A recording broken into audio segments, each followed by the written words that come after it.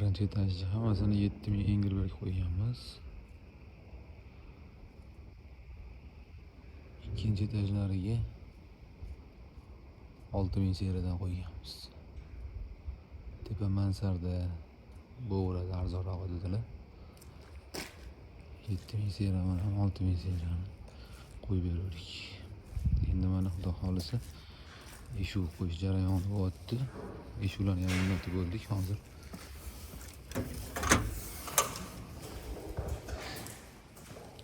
Bu termo eshigimiz. Hali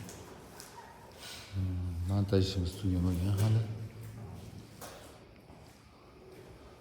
Ustunovkani qilib bo'ldik. Endi oynalarni dekoratsiya qilsa tugadi. 7000 o'tga aylanib qo'yganmiz.